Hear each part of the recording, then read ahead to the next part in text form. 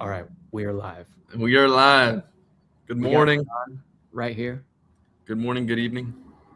Oh yeah, good morning, Good good evening, afternoon. good afternoon, wherever you are. Um, yeah, this is my best friend Jon.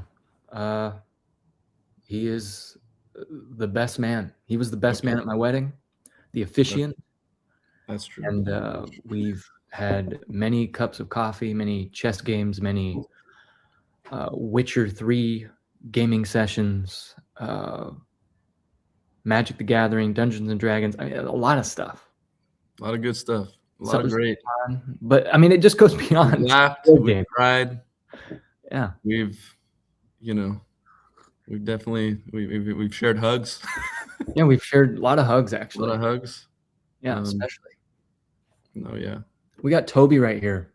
Toby Crab is a phenomenal gentleman here. He is an author, and he always leaves just such Hey, Toby. profound, wise comments on my videos, and it's a joy to hear. We need more people like that in our life. To I leave agree. just people that just good one-liners. Not just one-liners. I'm talking like a chapter of a book. Oh, I Yeah. like that. Okay, He's also a real lover. author. He's a lover of Name of the Wind as well. So Good. Got good taste. got good afternoon. Hi, Thomas. Hi, And then Thomas. another good afternoon. It's morning here, and it's beautiful. The sun is actually coming out as we speak. It's morning here as well. I'm in Phoenix, Arizona, by the way, everybody. All right. I'm in California. He's in Cali. We're now on the same time. You have that. You're still living in the Stone Ages with that daylight saving situation. We don't have that in Arizona. Yeah. It's We've moved up in the world. Last time change was brutal, but this time change, I think we'll be fine. We'll be good. I've only lived here a year, and that's probably my favorite part about Arizona is no time change. Except the drivers. Yeah. How's the Lonesome Dove identity crisis? I'm still. It's tough. Hey, it's too soon. Yeah, I started this book, and I'm only a little bit in, and I don't care. What is that book? What did you start? By Blake Crouch. It's like a detective mystery kind of vibe, and Blake might be listening. Careful. Blake Crouch might be listening. No, I doubt it. But it's tough to move on from a book like Lonesome Dove after I spent 5 months reading it. Yeah. And you get so close to these characters and the world and these moments, and they just, it sounds cliche, but they become a part of you. You've spent so much time with them. To move on, it's tough. Yeah, it's like you just, it's like when you raise a child and then they got the empty nest syndrome. It's like, what now? Yeah. What do I do with my life? What do I do? I've been carrying this child for 9 months. Yeah, and then I was talking about the nest, the empty nest syndrome. But anyways, are you talking about like raising the child? Yes, raising. I'm talking about 18 years. Also the post. Anyways, there's also the post. I wouldn't know about that one. I wouldn't know about either. Actually, I don't have shit. Never had kids. But Toby says you won't be able to move on from Lonesome Dove until you have driven cattle from Texas to Montana. I agree. I think that's the only way. You're right. Toby's got some wisdom. Because that's true. I haven't even read Lonesome Dove, but from what you've said, it gets to the root, to the heart of the West, Yeah. And that's what I want. And it doesn't glorify or romanticize the West. It's very true to the time. Right. And it's authentic. And certain things may be a little tough and like, whoa, but that happened in that time. And that's just kind of the way it was. And it really transports you from 1926 to 1850s. And I love, especially when I guess we'll get into it in whatever questions you have for me, but I just love books like that where they just transport you to a certain time and space, and place. And I like it when it's like outside of our time. You know, I like reading nonfiction, modern day novels, you know, about, you know, just what's going on in this world. But at the same time, I'm like, if I could step back 150 years, you know, even 50 years ago, even that feels like a long time ago now. Yeah, that'd be, golly, that'd be the 70s.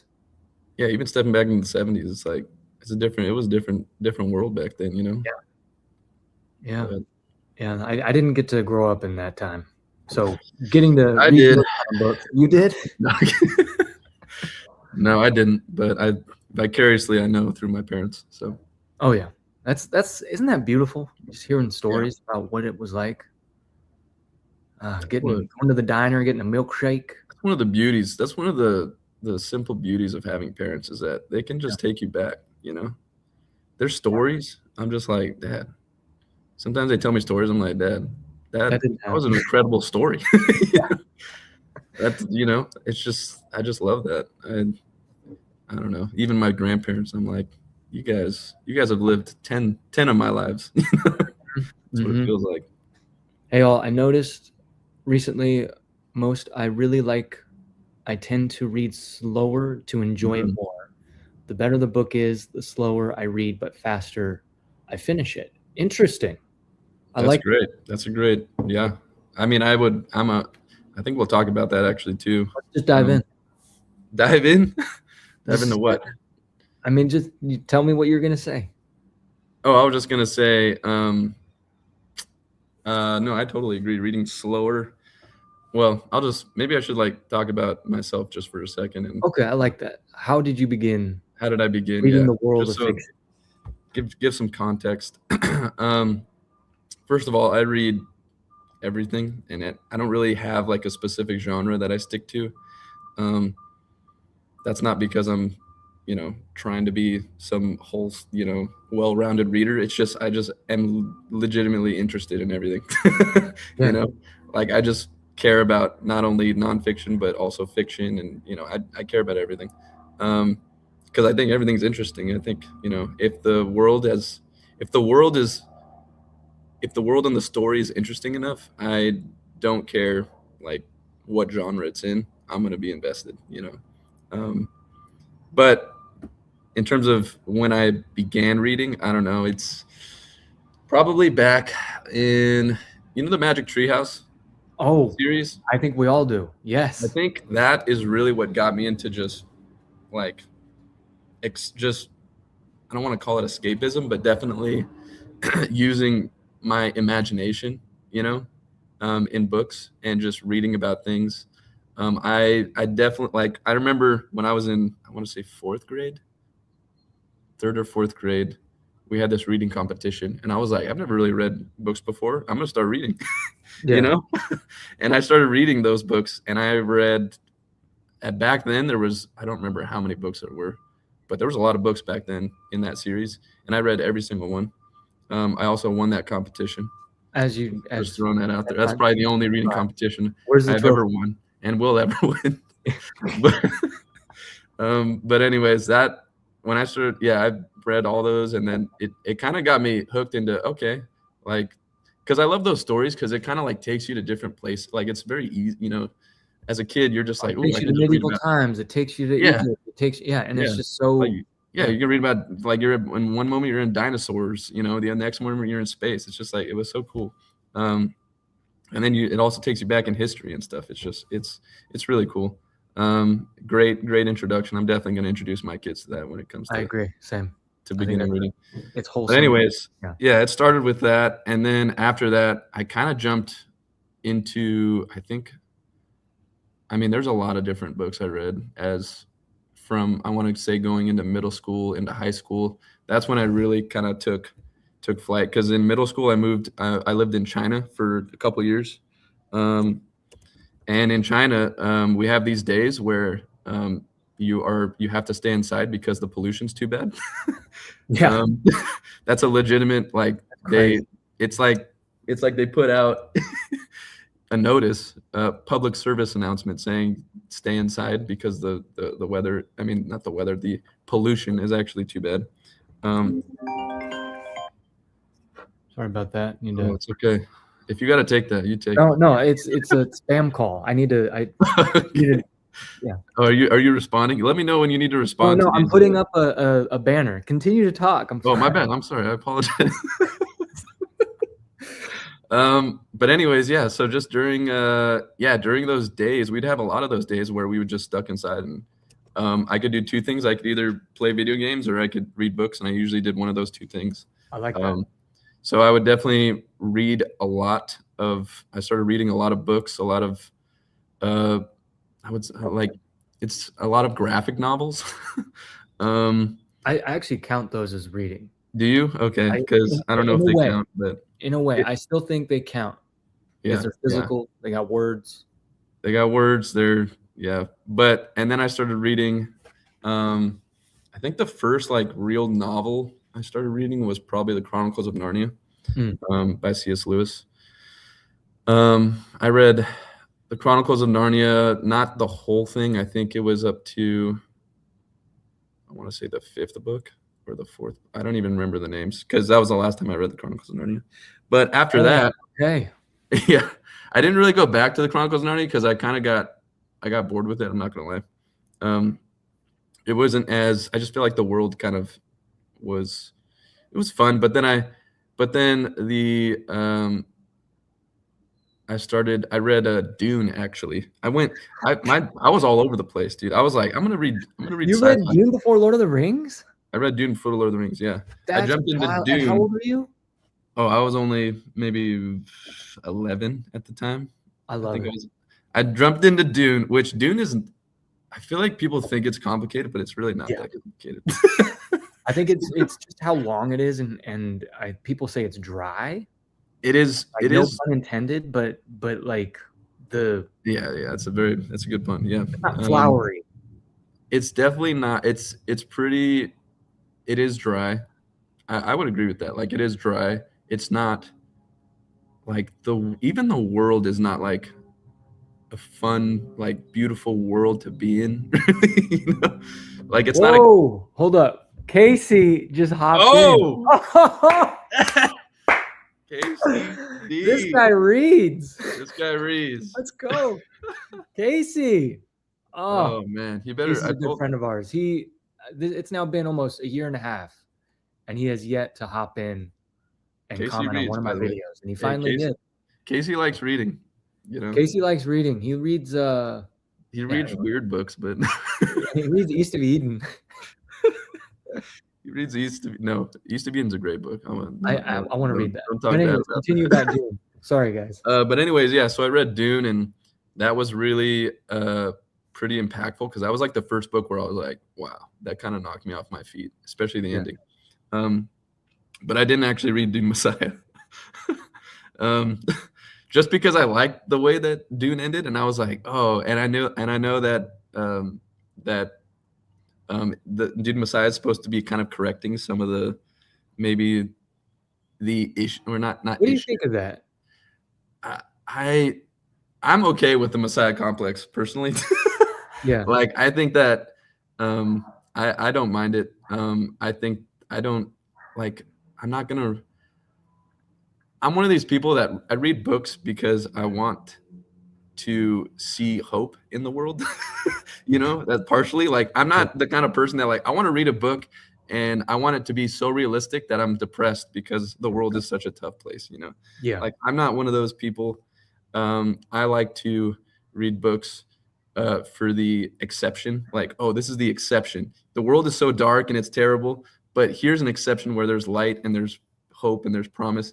And there is a Messiah and even if, you know, the Bene, what is it called? The Bene Gesserit? Yeah, Bene Gesserit, even though. Well, maybe not spoiling things. I'm sorry. Yeah. Oh, yeah, you haven't read it yet. I'm sorry. Yeah, I haven't read it, but I will watch the film when it comes out, part 3. Okay, yeah. Anyways, the point is, like, yeah, the Dune Messiah kind of like, he kind of doubles down on that anti-Messiah situation. From what I've heard, I haven't actually read the book, so I probably should read the book to really understand. But it's interesting that, I mean, because I haven't read either of the books, but the principle still stands that Frank Herbert wrote Dune Messiah to correct things, or he said that. or not viewers, readers understand like, hey, this is what it's truly about. Whereas, my wife and I were watching a lot of David Lynch stuff. And he's a true artist where he lets things be very abstract, ambiguous, and he lets the viewer deal with it. And like, he's like, my job's done. I'm not going to explain anything to you. I want you to come to your own conclusions. And I think that's important. So it's funny to think of like this legendary book, Dune. And then this author is like, hey, well, wait, but this is truly what it's about. And I mean, I get that, but it's an interesting thing that happened. Yeah, I think, I don't know, I think as an author, if you think I mean, this is kind of a slight a little bit, but as an author, if you are trying to make a point about something, and your book, I want to say it's collectively, most people were on a different page, then as an author, you should, that's kind of your fault. That makes sense. Yeah, no, like people completely miss the point. Yeah, it's like, that's something, but I mean, I've heard that Dune Messiah is also a good book, so I don't want to like act like it's not a good book. I've heard that you can read just Dune or just the two, but then I've also heard, hey, you got to read all the books. So, kind of what you want. But for me, I'm just going to read the two. Dune, I think just the two, what I've heard, because it gets interesting. We got Toby right here. Well, first we have Shad 2321. Hello, Thomas. Hello. I hope you're still here. I'm now again 10 minutes late to your comment, and that's me. I have this habit of being late to everyone's comments. Okay, don't worry, we hear you, and we're here. So Toby says you've had a great Western kick recently with oh wow, I'm waking up. It was just McCarthy and McMurtry. I love the contrast. One highlights the cold isolation of the West, the other the warm community. That's very true. Interesting. That is very true. Both of which are filled with regret, and you feel that. You feel that regret deeply. Hi, everyone. I'm so glad to be here. I'm glad you're here, too. This is wonderful. Happy you're here. I noticed that I read a bit slower when the book has more dense content, historical fiction and nonfiction. Yeah, reading something like this, Pines, this is nothing against Blake Crouch, but this is the type of book that's like, cool, I can read this in a weekend and feel good, and enjoy the story. Yeah. It's written that way. It's paced that way. It's quick. It's a thriller, it's like, okay, cool, boom, boom, boom. Yeah. Whereas when I'm reading something like Name of the Wind or Lonesome Dove, based on how it's written, how it's paced, I want to soak in every word, especially historical fiction. So I'm just going to take my time and purposefully put the book down and think about it. Yeah. I'm a slow reader when it comes to a book that I like, if that makes sense. I can read, if there's something I don't really like, I'm not super engaged with, I would say, or it's not engaging to me, or it's just not capturing me, I'll just kind of breeze through it, because I'm not as invested. But I definitely read slow when the book has dense content, for sure. Which is why I also read, after Dune, I read Lord of the Rings. Yeah. I jumped over to Lord of the Rings. And you're 11 years old, so this is awesome. I was 11. Well, I think I was, I was probably 11 still at the time, 11 to 12, somewhere in there. But I jumped over to the Lord of the Rings, and that was like, even though Dune was like the first book that wowed me, I think Lord of the Rings was the first book where I fell in love with the actual world. Because Dune, I didn't really love the world of Dune. I just liked the characters, and the story was really interesting. And I was like, oh, what's going to happen next? What's going to happen next? Which is why I think Dune is such an amazing book, because you could put that story anywhere. Like, doesn't matter. It could be sci-fi. It could be fantasy. It could be modern day. Like, it literally could be anywhere. And it's such a great. It's just such a great. It's got those themes and those just that repetition of history. History that repeat themselves of power and lies and all that stuff. And it's just like, it feels like so ancient yet so futuristic. I don't know. It's an amazing. book. But then I read Lord of the Rings, and Lord of the Rings was the first book where I was just like, I want more of this world, you know? Yeah. And to this day, like, I think Lord of the Rings is probably my favorite book of all time. And I'm sure some of that is nostalgia, because I also watched the movies and love the movies as well. So those two things combined. I mean, I love the Dune movies as well, but the Lord of the Rings movies combined with the books, just for me, it just hit so right. Yeah. But what I love about the Lord of the Rings is that there are times where I'll read a chapter and then I'll be like, I just feel like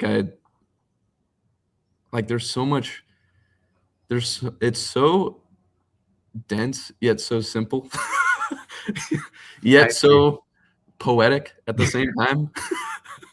Like I honestly feel like the Lord of the Rings there's not very many perfect books out there, but I feel like the Lord of the Rings is a perfect book. Like, and it has everything that I personally like. It's got like a historical aspect. Like, I feel like I'm reading history when I'm reading Lord of the Rings. Yeah, but then I feel like I'm reading poetry, because there's times where there's speeches and I'm just like, this is just so juicy, so beautiful, you know? But then there's other times where it's just like, you just feel, and then I feel like there's like such a brotherly love aspect to the book, and just a camaraderie in the book that you don't see in a lot of modern day fantasy writers. But I think it's just because Tolkien actually like was in a war, you know, and he actually experienced that. So he has like that insight that most writers, especially nowadays, don't really have when it comes to fantasy. You got a lovely comment right here. Thank you for the donation. I was not even interested in Westerns at all, but not even halfway through your video, you single-handedly helped me decide to buy Lonesome Dove. I'll start it either this month or the next one.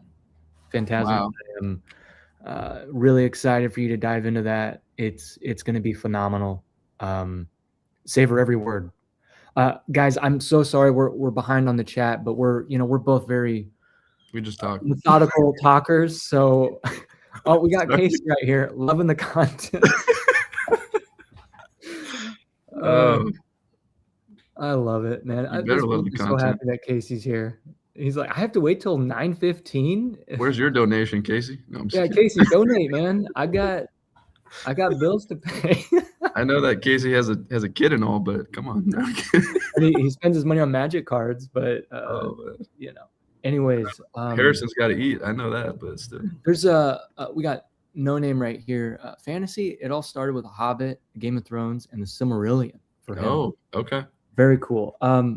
Right here, Dash mentions kind of what you're talking about, kind of what we're both talking about. The state of writing plays a big part in how fast a book can be read. Simpler writing can be easier, but if the story boring, it'll take a long time. Yeah. Yeah, I mean it's interesting. I mean, Lonesome Dove is so character focused, but also it's not void of plot. There is a plot there, but it's everything just gradually progresses where it may feel slow to a lot of people, especially with modern writing, how it's just boom, boom, boom. Give me that breadcrumb at the end of every chapter. Whereas this, it's like, and then Call went to bed, you know, like that's how it ends the chapter. It's like, okay, I'm not really wanting to go to the next chapter after that, but I still want to read because I care about the characters. But yeah, I like this comment. No, I definitely think that the way that the book reads plays a big part into the speed at which you read the book, which is kind of, it feels like an answer within the answer. But it's true. And I feel like modern day writing is very quick, like very quick paced, which is why I like reading older books, to be honest, is because I feel like older books definitely like take their time.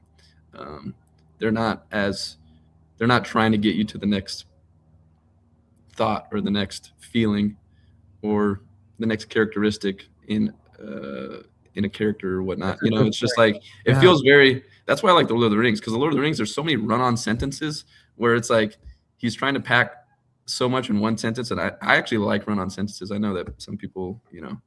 Rothfuss does that, but he does it in a very poetic way too. Rothfuss does it sometimes.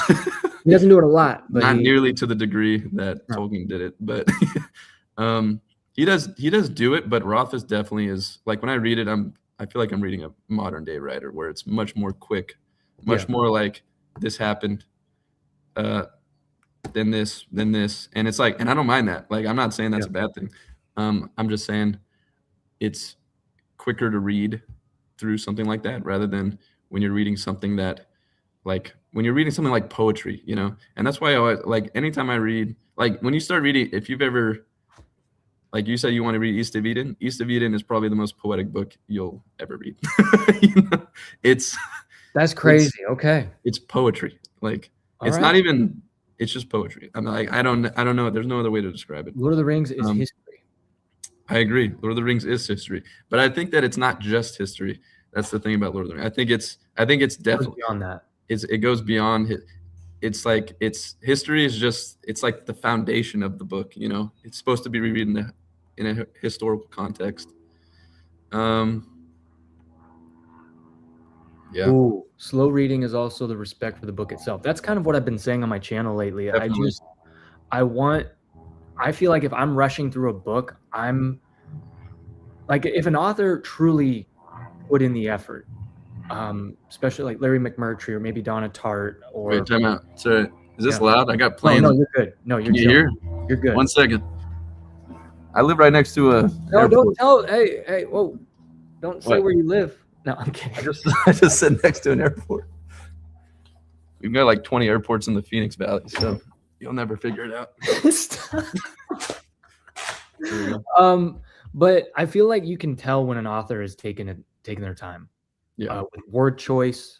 Even if the book is easy to read in a way, there's still, like Rothfuss, there are words that he chooses that I'm like, I didn't even know you can use that in a sentence that way.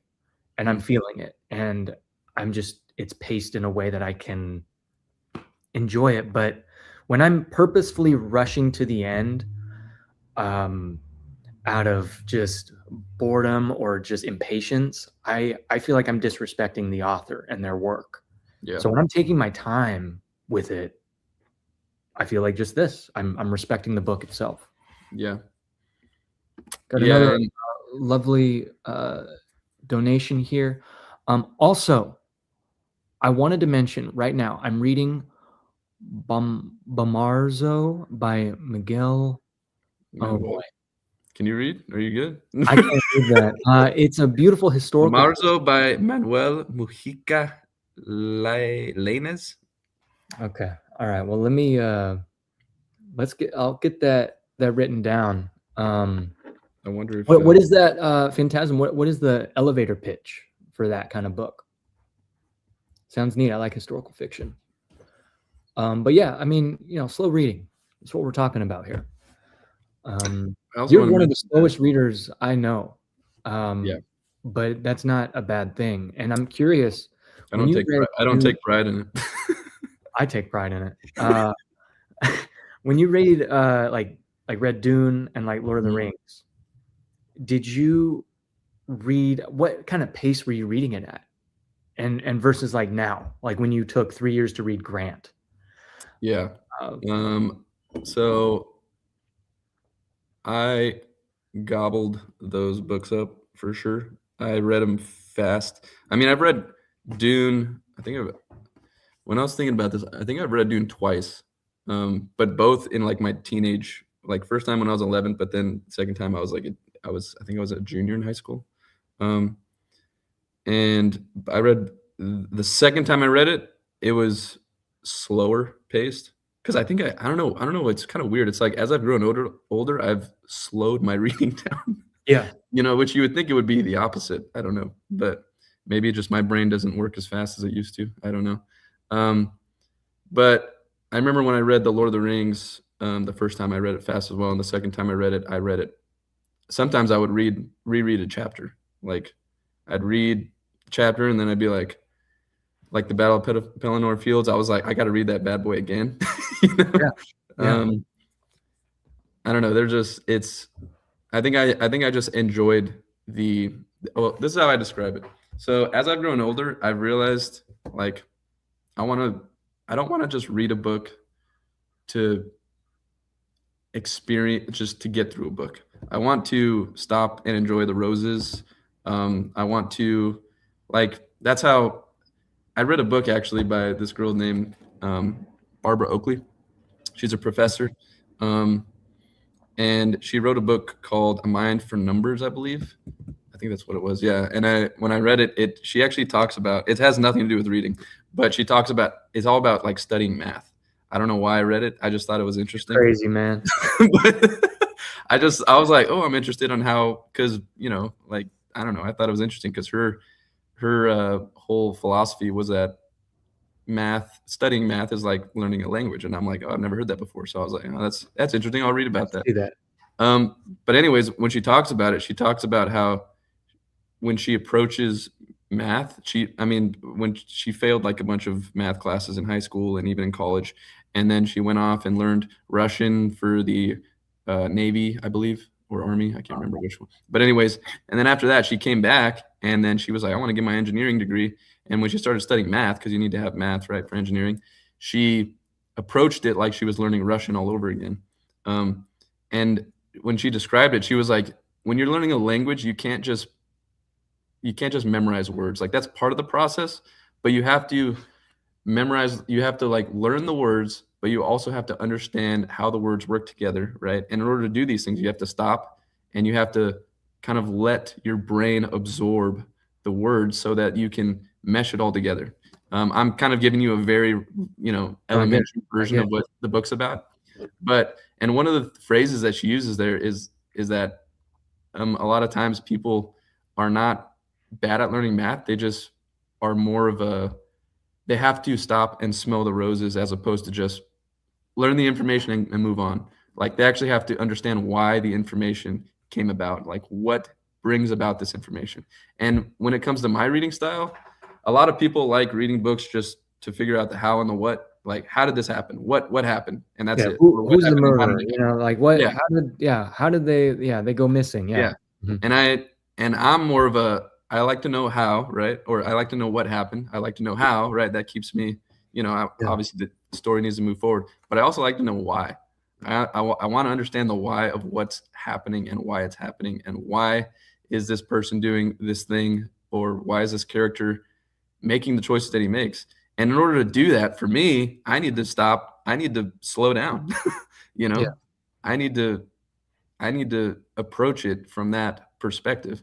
I need to give it the respect that it requires, because a lot of times, if you're reading a good book, the characters are pretty.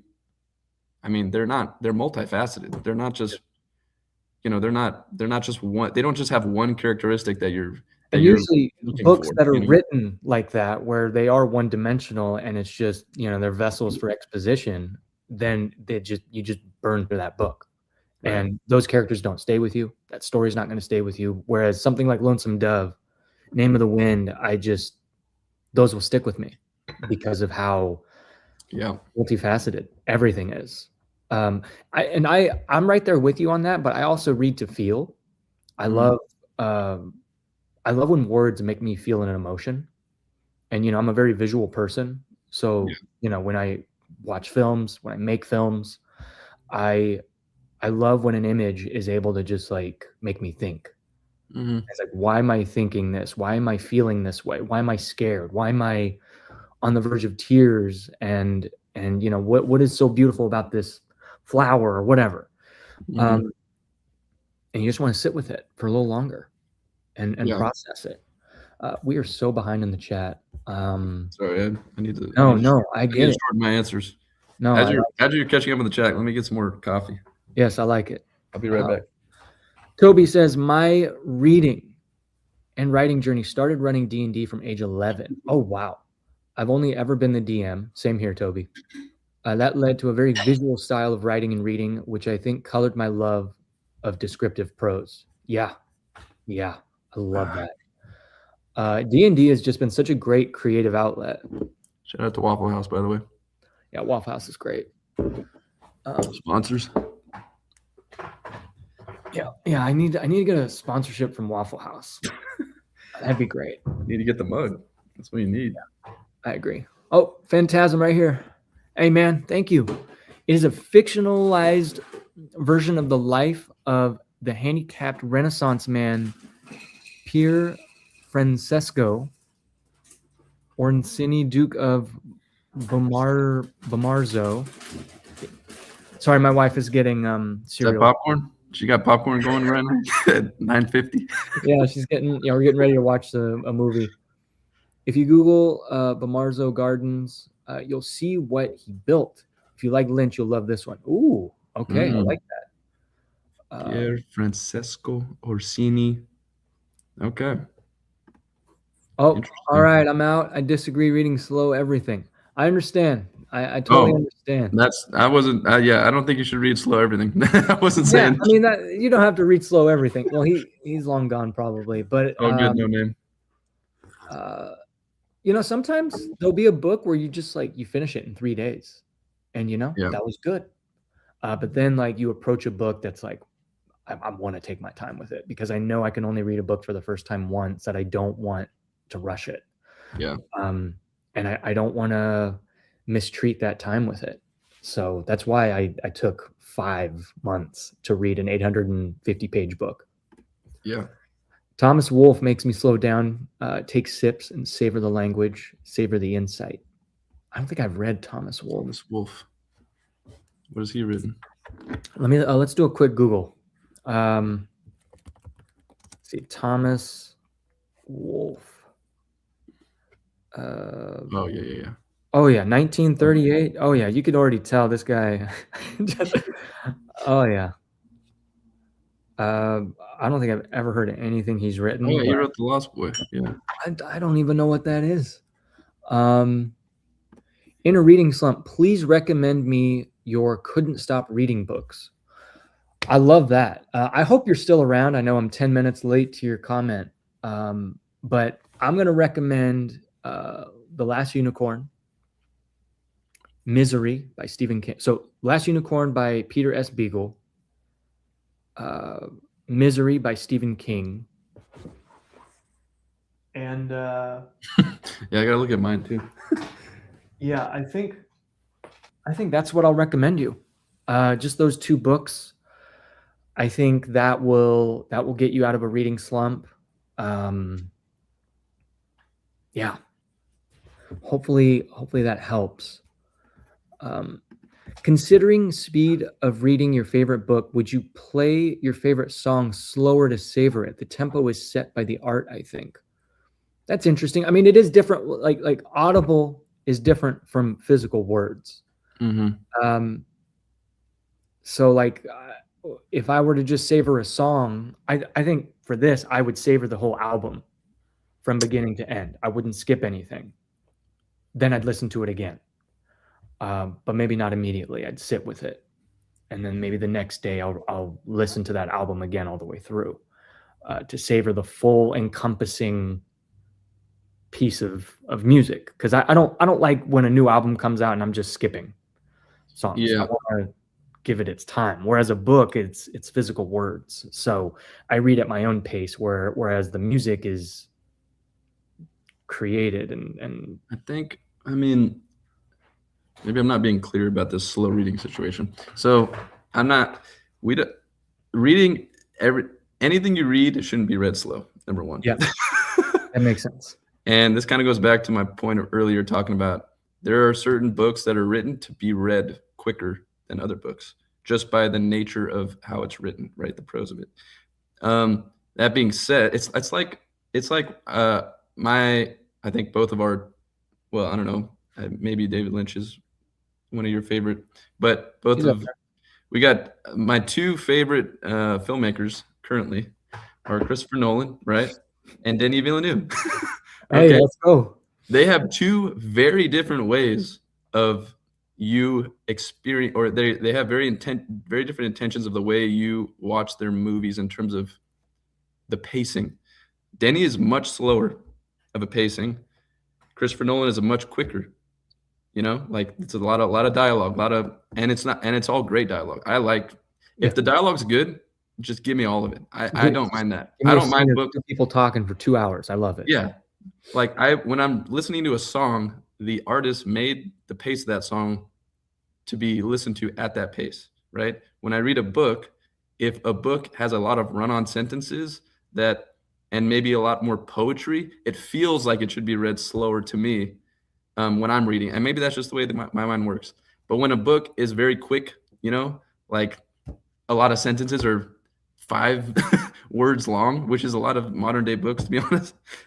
That feels like a much quicker paced book in my mind. Or maybe the book has very short, like The Name of the Wind has pretty short chapters. Like it feels like it should be read a little quicker, than like the Lord of the Rings, which the Lord of the Rings doesn't have like crazy big chapters, but other books, like when I was reading Grant, a lot of those chapters were pretty big. Yeah. And you're supposed to, and there's a lot of details where it's like, okay, I need to slow down here. Like I'm not like, this isn't meant to just breeze through, So very educational and academic too with those. Yeah, I believe the writer, which is essentially an artist, like a writer is an artist. They have their medium is a book, right? And the words that they're using. When they're writing something a lot more dense and a lot less or a lot more complex that requires a lot more understanding of the context, I believe that needs to be read a little slower. I'm not saying you got to reread the same chapter 3 times or whatever, like I do. Like, please don't. But I'm saying that I don't do that. But the writer, when I'm reading books, I could tell when the writer wants me to read faster or slower. Like just like when I'm watching a movie, Denny wants me to sit in a certain scene more than than other scenes. Like it's the same thing. And when I'm listening to music, like maybe the bridge is longer than the chorus, or maybe like when you're when you're listening to Queen's music, Bohemian Rhapsody, that pacing is all over the place. But it's supposed to be like there's supposed to be moments where you let the song breathe and moments where you feel like you're pacing through. And it's the same with reading books, in my opinion. Does that make sense? I hope so. I mean, it makes sense to me. I find older books, Ryan, it's 9:58 a.m. and you shared these lovely words with me at 9:41 a.m. So I'm now 20 minutes behind. Everyone, sorry, please do not take these personally. So here we go. I find with older books, there's less noise. I'm reading more and more classics and older fiction. Yeah, and I think my only example, because I don't read a lot of modern books, my only example is TV shows and movies. Modern TV shows and movies have a lot of subplots that are just a waste of time. Wait, modern book. Your favorite book is a modern book. What are you talking about? You know what I mean? Like I'm talking, like what? Are we talking postmodern now? No, I don't want to get into I don't want to get into the postmodernity complex. You know what I mean? Like these words were intentional. Although it is an easy read, there are words, and the way there's like almost no plot. There's nothing happening in this book. Quoth gets a shirt. Quoth goes to class. There's nothing happening. Yeah. But it's just I can read Patrick Rothfuss describe paint drying or grass growing, and that'll be the best book I've ever read. That's just because of how he writes. I love that. But with like modern stuff, like movies, there's a lot of subplots that waste time and take me away from the actual juice of it. Yeah. And it's weird. It's weird that that's a thing. And there's these side characters that I don't care about. Whereas with Lonesome Dove, you're switching back and forth to POVs and nothing is wasted. No character is pointless. Nothing is random. It all makes sense. And I don't know. I don't know what I'm trying to get at here, but that's it. That's all I got. Well, I think The Name of the Wind, it's an example of a modern book that is, or postmodern, whatever you want to call it, that is it actually is an exception to like it does feel a little bit more like a classic book in the sense of that there is less noise. Because I do agree with that sentiment that classic books have less noise. It feels like they're not trying to. It feels like there's a lot of times there's a pretty clear objective when it comes to classic books. I don't know if that's just because the world was simpler back then. I don't know.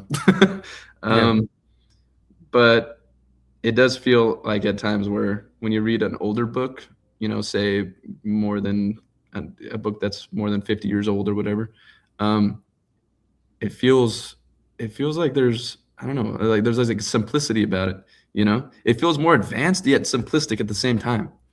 And then sometimes modern books, like The Name of the Wind is the exception, but sometimes modern books feel a little like they're just trying to do too much at times. And I think also part of that is because there's so many books now, you know, there's so many books that have been, you know, printed and published over the last, you know, 200 years or 150 years to 200 years or so, that it's maybe, I feel like novelists nowadays have this, probably this feeling that they need to, I need to stand out. So maybe I need to, you know, make it more complex or something, or put more twists in or whatnot, you know, to really spice it up and make it feel different and whatnot. And there's nothing that's inherently wrong with that, but I think that sometimes people just we just want a good story, you know. We just want to, and it doesn't have to be some crazy groundbreaking story that solves world peace. It's just like, yeah. What I love, I was talking with Greg about this last week about Name of the Wind, with how it's not like, nothing really is pointless in it, in my opinion. A lot of people will say the book is pointless and plotless, but I think really people say that. Goodness. Oh yeah, they say, I mean, because it's void of plot. They're like, I like more plot in my book, and that makes sense. But sometimes I just want to spend time with a character, and I don't care what he's doing. But shoot, I just lost it. Yeah, you ruined it. I'm sorry. I'm still waking up. I'm on my first cup of coffee. Dang. Wow. Oh yeah. Basically, nothing. Like, you got the world, you have the magic system, you have characters, you have establishments, royalty. It just blends in really well. Mm-hmm. There's not this, Rothfuss is not preaching to me about, oh, this is the lineage of the old empire, and we got, you know, 5 children once removed, a cousin here, and oh, he's the king. Like, nothing is distracting me. Yeah. It all kind of reinforces and builds a foundation of a believable world that's much more closer to real life than high fantasy. Yeah. Like, you don't have wizards going about the world and doing this and that. It's magic is something you got to hone. Yeah. And then you have poems and stories, you know, told through campfire, you know, like that builds the world, that builds world history. And I don't know, it's nice to read a book where everything is just kind of cohesive. There's a lot of books out there that I've noticed that just, it's like, okay, you're taking me from the plot here, or you're just kind of, what's going on here? Is this going to circle back? And I guess my only example is just through modern film and TV, because I don't read a lot of books being released today. Yeah. The plot of Name of the Wind is all of Quoth's life, or at least young life. Sadly, we'll probably never have the rest of it. I get it. Don't say that. We don't want to. I get it though, but I'm in the wheelhouse. I was talking with Ben and Adriana, our good friends who love Lord of the Rings and stuff like that, and George R. R. Martin. I still think books like Rothfuss, George R. R. Martin, books that probably will never get finished, they're still worth reading. Yeah. You can't take away what was written just because you don't have a final ending. The journey is still worth going on. I think, imagine if Lord of the Rings, granted, I know it's one book split into 3 volumes, but imagine if you didn't have the 3rd volume. How would those 2 first volumes fare, in your opinion? Because you've read it, I haven't. It would still be worth the read, in my opinion. I mean, I mean, obviously the book would feel. I think the book would feel incomplete. Yeah. There's no doubt about it. And I'm not saying that Name of the Wind doesn't feel incomplete. You know, it does feel incomplete, but it's still worth reading, in my opinion. Yeah. I mean, but the Name of the Wind, it's a different situation with the Name of the Wind. I mean, the publishers took a chance on the Name of the Wind. I don't know. I wasn't in the meetings, obviously, but usually how these things go is they publish a book, and if it's good enough, they get a sequel. You know? That's a good point. That's usually how it goes. So I don't think they went in thinking like 100% fact that, oh, we're going to get like, and Patrick Rothfuss, clearly he didn't go in knowing the ending, clearly, you know, because even though he stated, hey, I have the ending. No, I'm like, no. okay. I don't care what he stated. Actions speak louder than words. Yeah. Okay? I don't care what the authors say a lot of things, you know, but if you don't if you don't have a book with how many years has it been since the second one? I don't even want to think about it, but a decade, at least a decade, right? Has it been right? Oh yeah, at least. It's been at least a decade. I mean, Casey right here, his favorite book is under 100 pages. That's because he reads magazines. Right here, I like this. Closure is never guaranteed in life. Why should a book series be any different? I love that. That's a great perspective. Yeah. I mean, it does suck when you do get, 2/3 of a story and you don't get that ending. But I don't think we should just chastise and burn authors at the stake because they're not finishing something.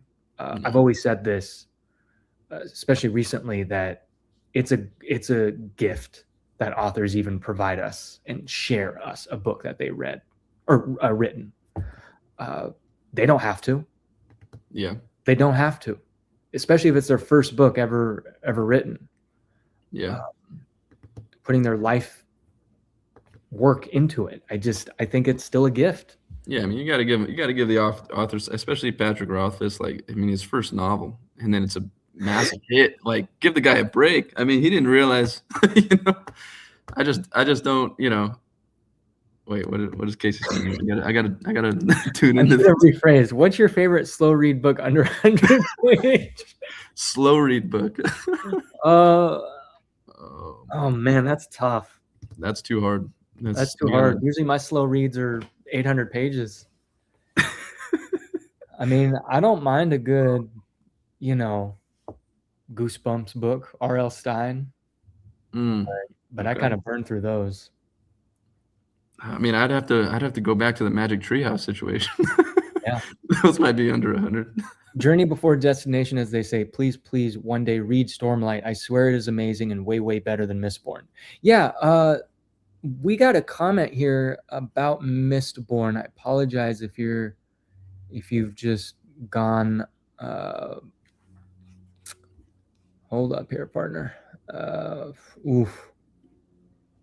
Here we go. This was 40 minutes ago. 40 minutes. Good. I'm currently reading the first Mistborn era and having very mixed vibes with it. The hype is too much, but it's definitely a good read so far. Yeah, I've stated many times on here I did not like it.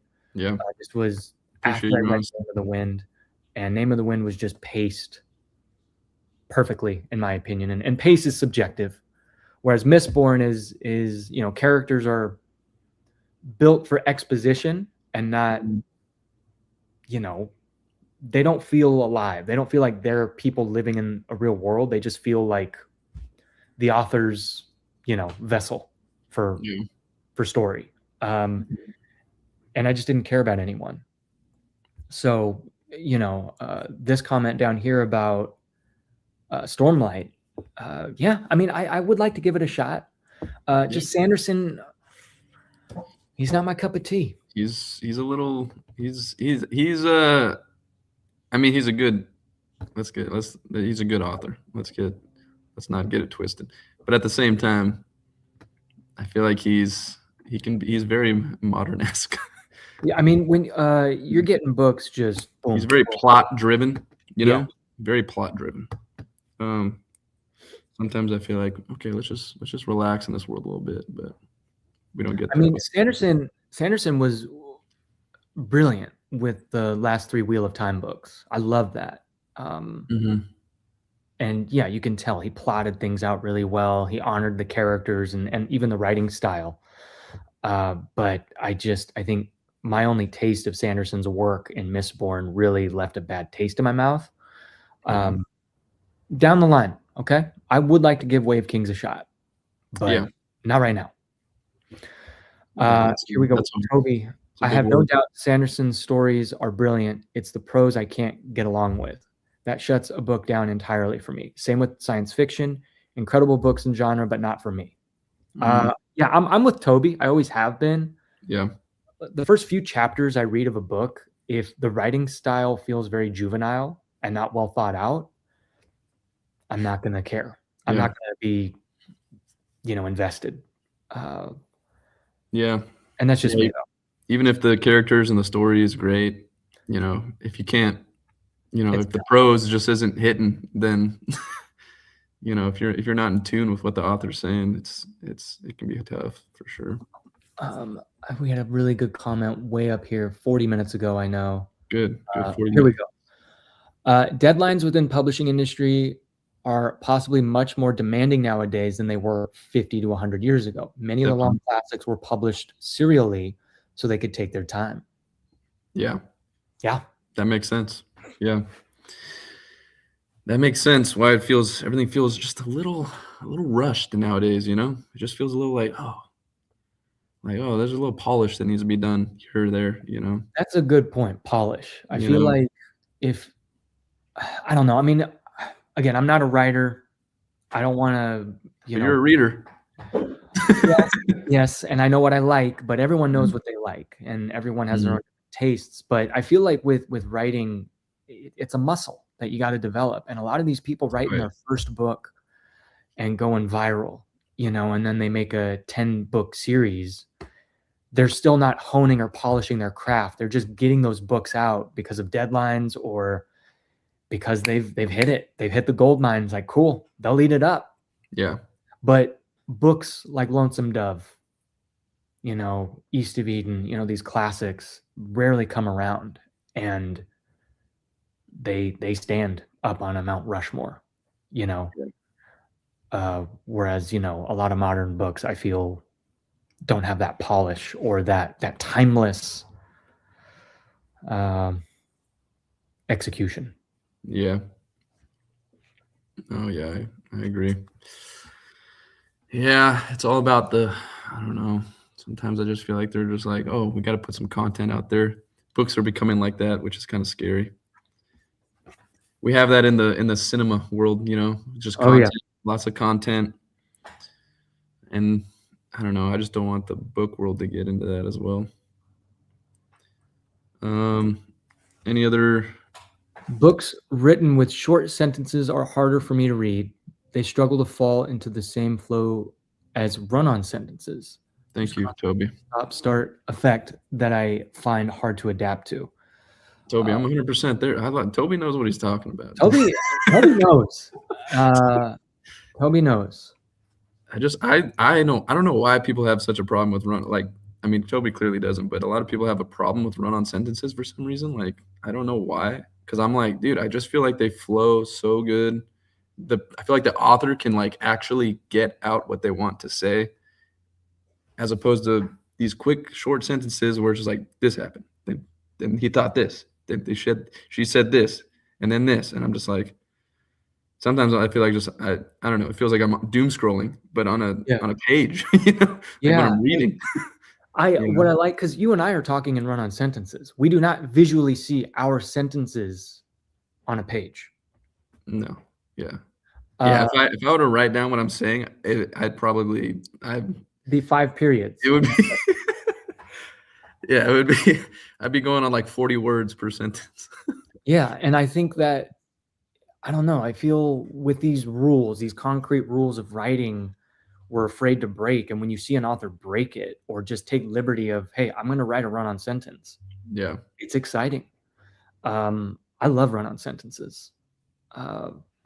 But I also like that nice when it's got purpose behind it, those short sentences. Yeah, When there's a rhythm to it. There's a time and a place, 100% for those. When you read Peter S. Beagle or Patrick Rothfuss or even Robin Hobb, these authors know how to have a rhythm, a very poetic rhythm to how many words they put in each sentence. There's a cadence that is like da da da da da da da da, and it's really, you just kind of subconsciously experience it and feel it. Yeah. And I don't think that's anything bad. I think it's fine. I think but if you're writing to like, I got to keep the authors, or I got to keep the reader's attention, that's write what you want. Well, right, like you're the only person reading it. Yeah, and then trust that the reader can get on the same page with you. No pun intended, but just trust that. I read a lot of philosophy books. Yeah, which is another genre that I'm kind of into. I don't like read them to necessarily try to learn about the science of thought and whatnot, but I'm just kind of interested but I am interested in that, the science of thought, and logic and whatnot. But I've been reading Dietrich Bonhoeffer's Ethics. He was like a German theologian during World War II and stuff, and so he was like in this. He could see a lot of the dichotomy between what you're supposed to do, like the moral.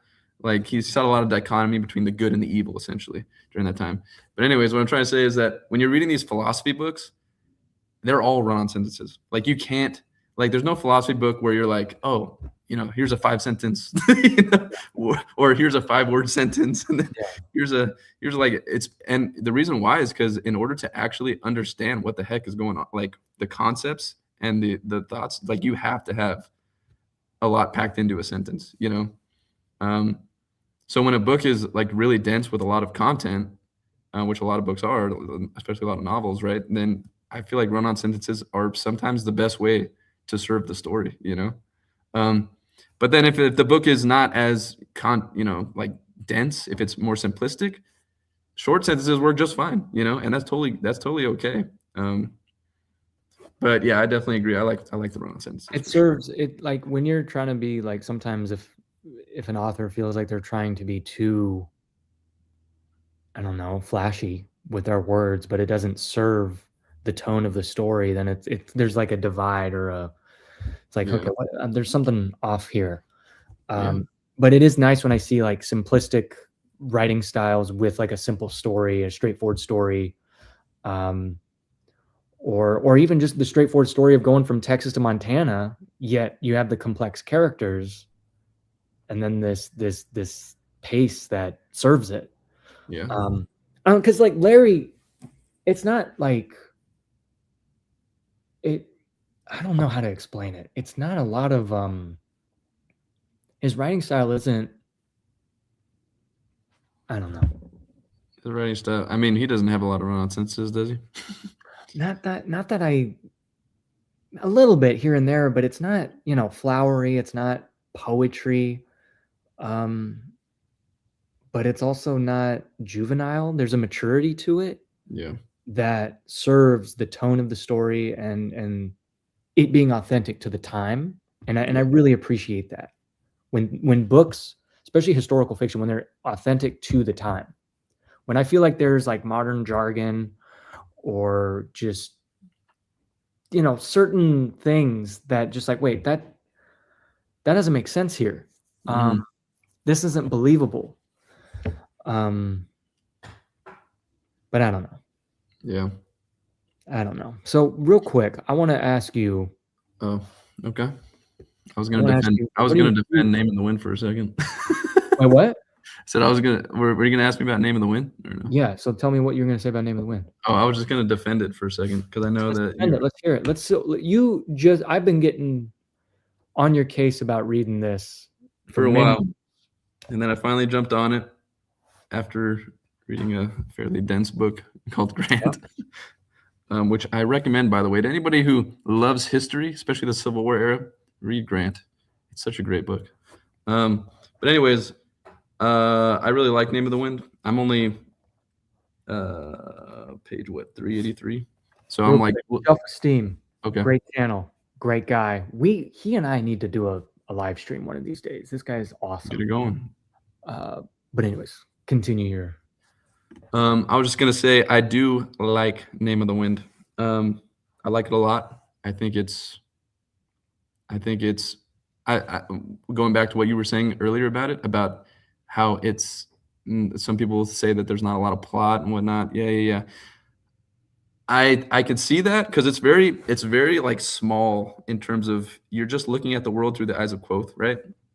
And it's very just intimate, which I like about that, because that's not a typical fantasy novel, and I like exploring the world through the eyes of just Quoth. I think it's pretty awesome. I do think at times that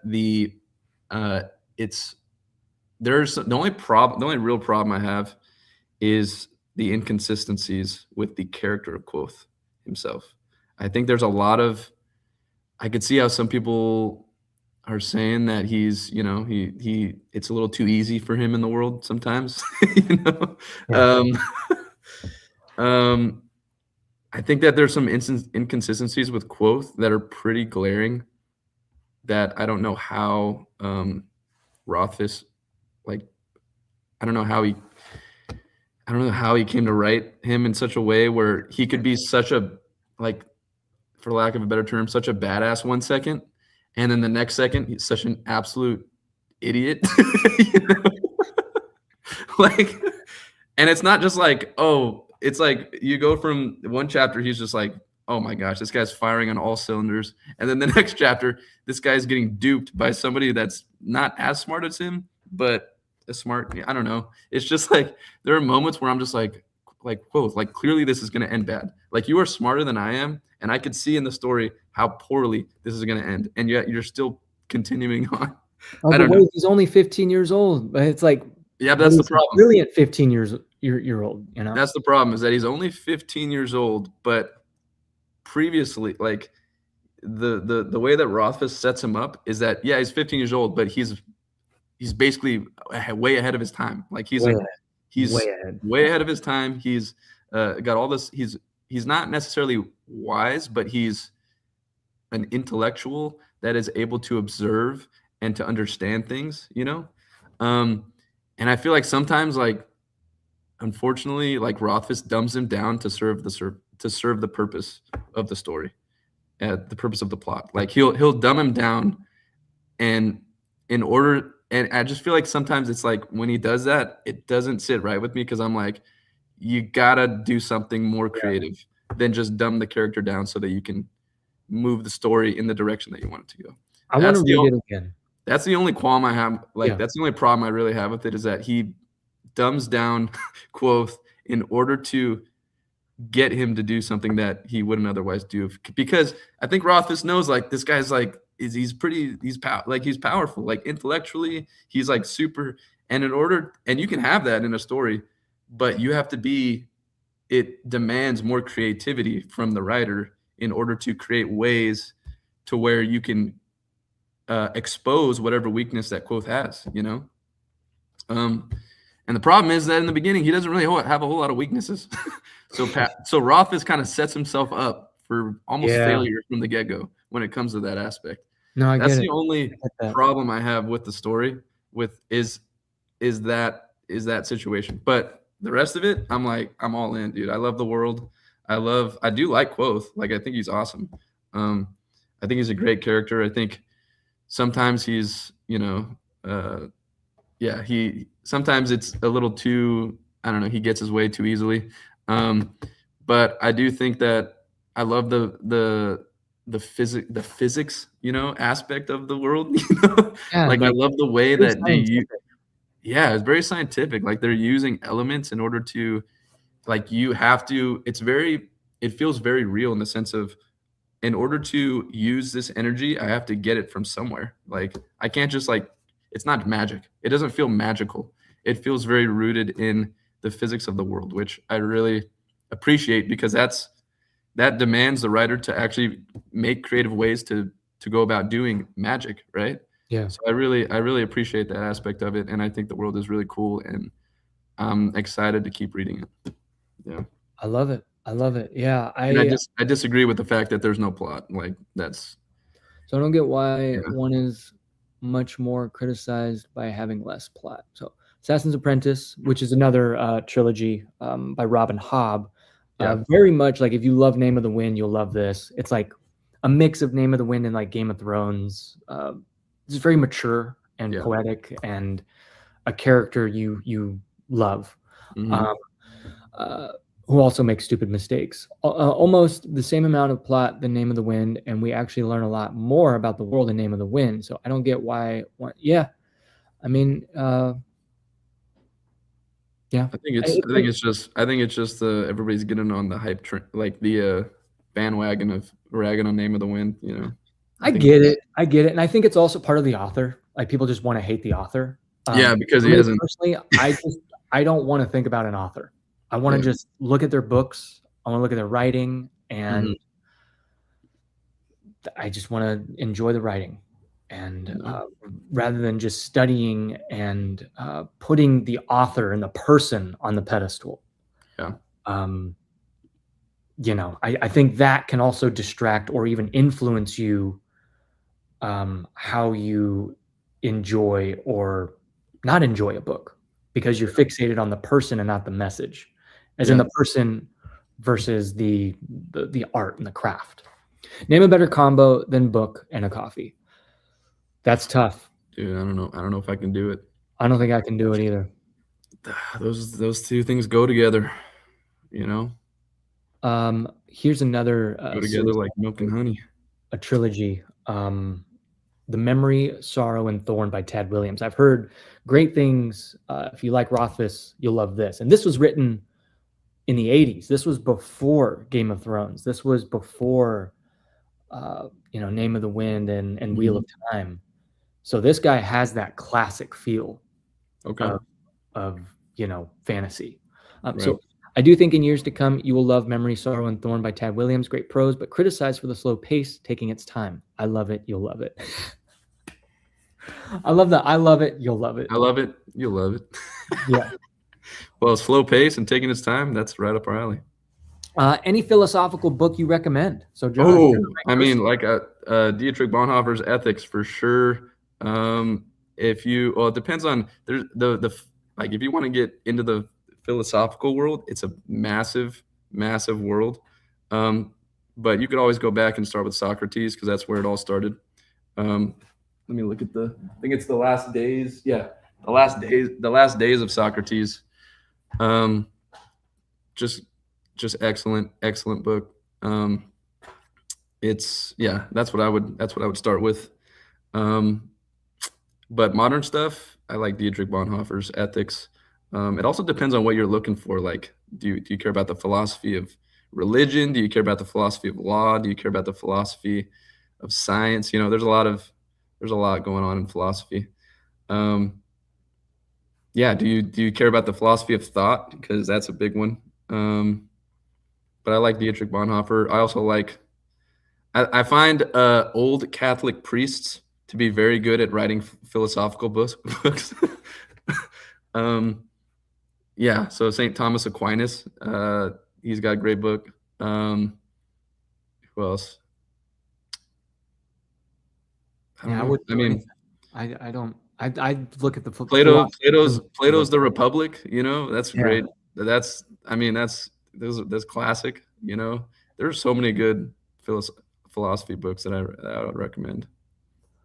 And I should say this. Friedrich Nietzsche's The Gay Science. If you like, he's like kind of considered like one of the founders of modern philosophy. But his The Gay Science it's a lot of like short. He was kind of crazy, but he was a genius. So when he would get a philosophical thought, he would just write it down. So that book is basically just a collection of those thoughts. And so they're like, they're just paragraphs for the most part. Each paragraph is a different kind of like take on a certain philosophy. But yeah, I would recommend Friedrich Nietzsche, because Although he is kind of a controversial figure because World War II and stuff. But anyways. Okay. Okay. See, I can't piggyback on that. Yeah, it's all right. I don't read philosophy. I dig the philosophy out of fiction. Yeah, I mean, yeah, there's philosophy and everything. Anything by Guy Gavriel. Okay, I keep hearing about this guy, and I definitely want to read. Joanna Reed's gifted me a book of his. Soon, I'll give it a shot one of these days. So John. Yeah.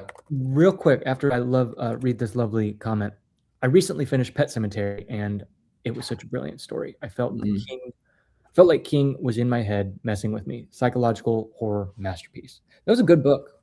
I enjoyed it. Have you read anything? I have not read anything Stephen King. I mean, yeah, which I feel ashamed to say that because he is kind of, he's like an American sweetheart when it comes to being an American novelist. He's like, I feel like he's our guy.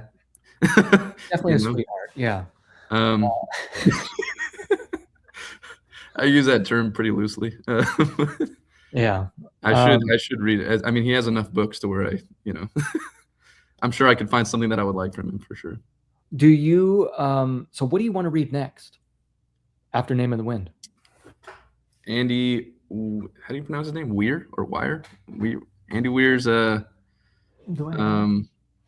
Project Hail Mary or Hail Mary. Oh, Project Hail Mary.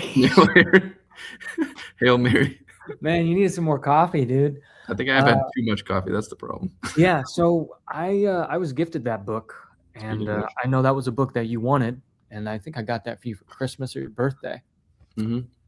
And yeah, I want to read that one after Name of the Wind. Are you gonna watch the film first? I mean, I'm gonna have to, which kind of I'm bummed about, but Same. It's okay. I'm pretty good at like separating movie from book in my brain. Yeah,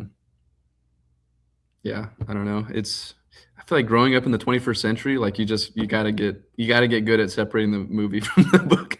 Yeah, because if you read the book before the movie, then you're gonna hate the movie. And you're like, oh, that wasn't in the book. But then if you watch the film before you read the book, then you have those visual, not spoilers, but just that encroachment on your visual imagination.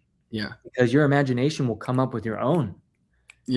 Project Hail Mary while you're reading. No, I 100% agree. I feel like if you read the movie first, you know how it ends, which that's a bummer. That's a negative. There's no doubt about it.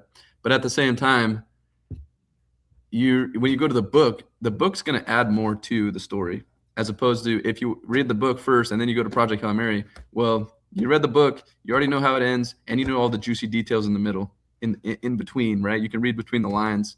But then you go to the movie, and the movie's not really going to, you're just going for the visual aspect at that point. You're not even going for what can the movie give to you in terms of story. So I personally think that watching a movie before a book is actually maybe the better way. That's why I'm excited about Dune. Because it sounds blasphemous, but I can't remember what I was reading when Dune Part 2 came out.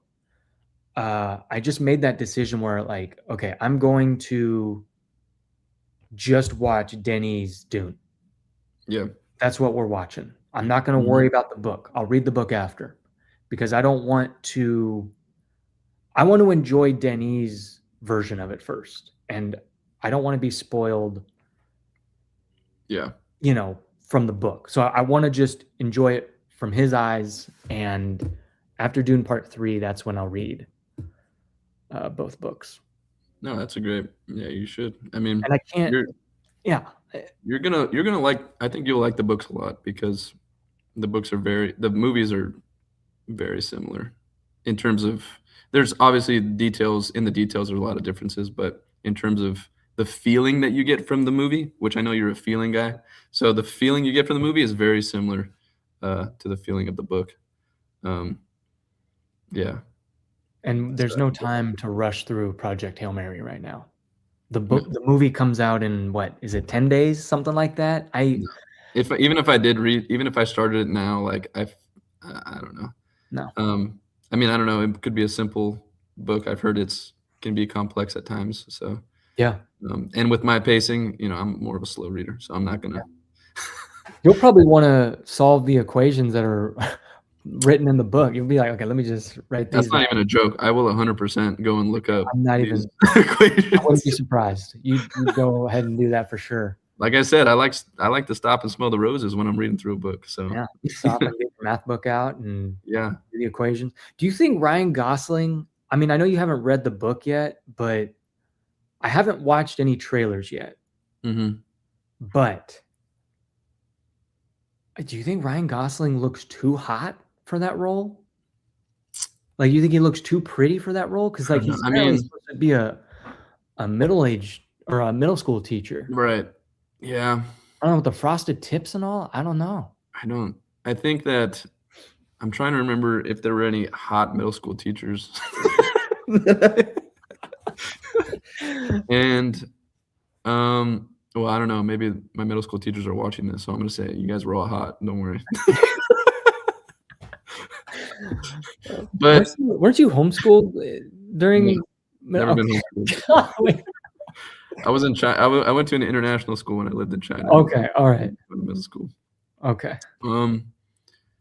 But I think I did have a hot teacher. Now that I remember. Okay. And yes, Ryan Gosling does not fit the teacher criteria in terms of looks. Although Ryan does a really good job with having fun with his roles and losing himself in those roles. No, he's really good at that. Yeah. That's why I've always just commended him. I have no doubt about his ability to do the role. It's whether or not he was the right physically looking, individual. I think it's the blonde hair. That's what's getting me right now. The frosted tips kind of vibe. I'm like, is that left over from the Barbie movie? And I sound like a Ryan Gosling hater. He's my favorite actor, but I mean, you tell me. Did he have? You saw him. You saw him. Guys, by the way, I saw Ryan Gosling in our local coffee shop the other day. He and his friend were sitting in our local coffee shop, and we're not in a big town. I'm not going to say where I'm from or anything, but he's from. No, he was sitting there, and I had eye contact with him, but he's wearing shades and a hat, and I'm just kind of looking, reading my book, and I'm like, guy looks like Ryan Gosling. Did you see any frosted? Well, he had a hat, right? He had a hat. Oh, you didn't see the frosted tips then. He's leaving, walking behind me, and Amanda, my wife, reading Dungeon Crawler Carl. She's like, hun. And I'm like, oh my gosh, we're getting robbed. Like, I don't want to look, because like the cashier's behind us, and I'm thinking, wait, I got it. But no. She's like, that's Ryan Gosling. And then I look to my left, and then he kind of does this. Oh man. He's walking over the shoulder. I got you. Kind of over the shoulder look. Yeah. Oh my gosh, that is Ryan. And then he's standing out the window, and I'm like, wow. And then you're just staring at Ryan Gosling. I don't get starstruck, but say if he was in like Santa Barbara or LA. It makes more sense. Cool. That makes more sense. Yeah. But in our tiny town, at a local coffee shop, not a Starbucks. Yeah. Ryan Gosling. That's incredible. Right before Project Hail Mary's coming out too. I would have asked him right then and there. Do you think you're the right fit for this role? You're a little too attractive. Yeah. Oh man. Wait, why are we discussing Ryan Gosling? I just got here. Well, you got here at the right time. Phantasm's like, did someone say hot teacher? Yeah. Did someone say hot teacher? I don't know. Anybody in the chat? Do you guys have hot middle school teachers? Oh my gosh, John. Oh man. Let me catch up on the chat here. A young, good-looking lead star usually nets the film. I agree. I think that's what we didn't want to say it, but that's the truth for sure. Hey Thomas, love your content, man. You're always an inspiration to keep reading new and interesting stuff. Cheers. That means a lot. I appreciate that. I love Stephen King, but he is not, and I don't think ever has been, the true king of horror. I agree. I get more scared in the horror that is not. Yeah, again, I've said this now, and I think I've coined this term on my channel, where it's like he's kind of adult Goosebumps, and it's very, it's fun. you get a little like chilly, like, ooh, get a little chill down your spine. Yeah, just a little, but I'm not a big horror guy, which is probably why I've never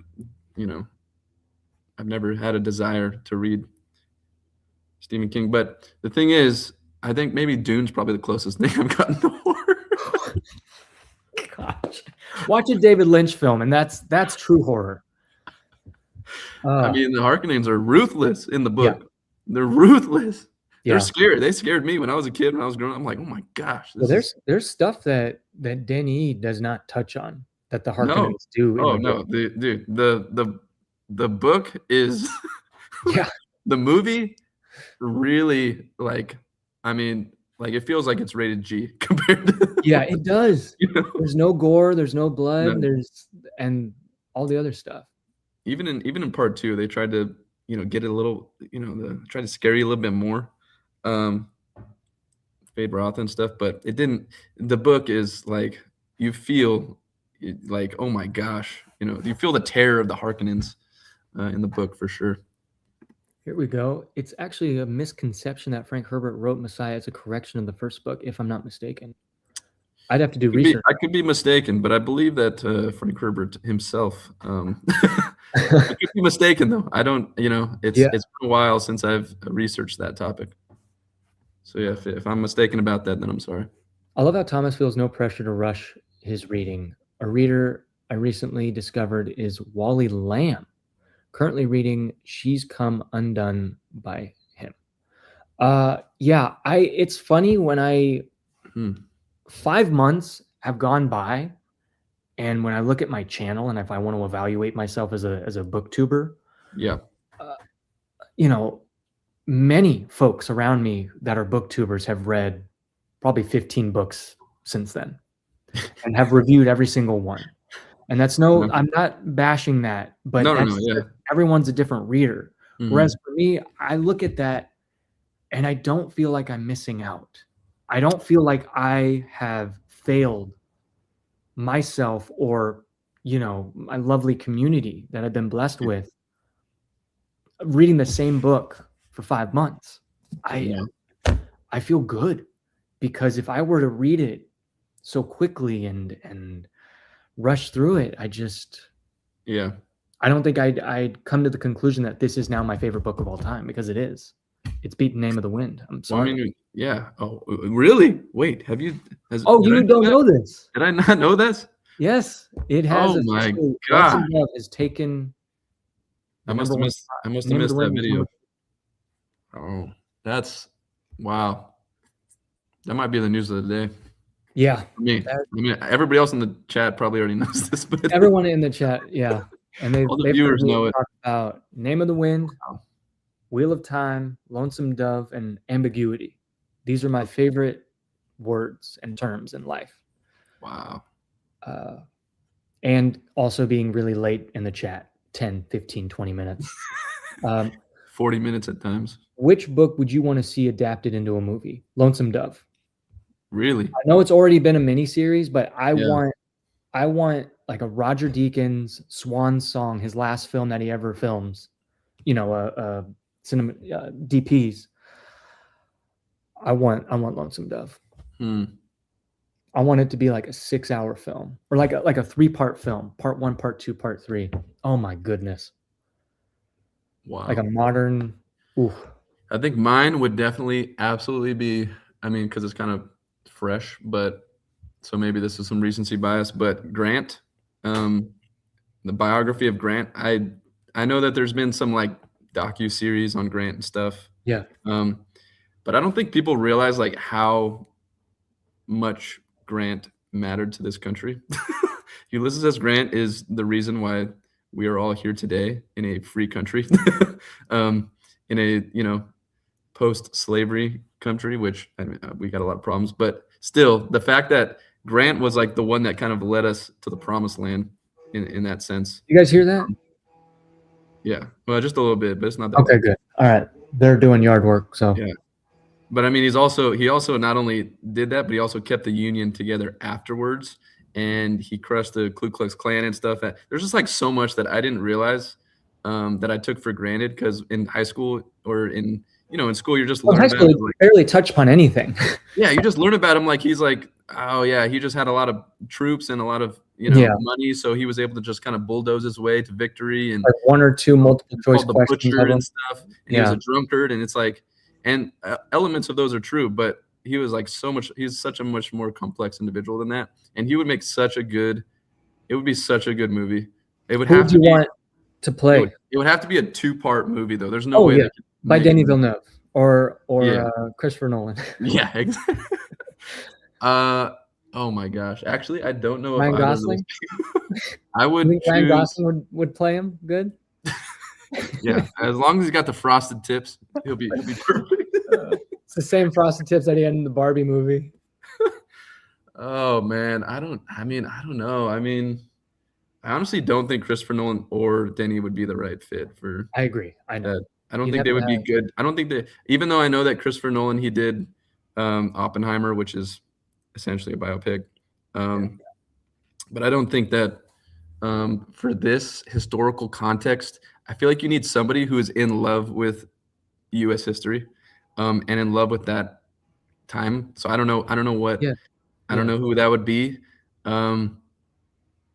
Yeah, I don't know. I mean, I'd have to think about that one. Yeah.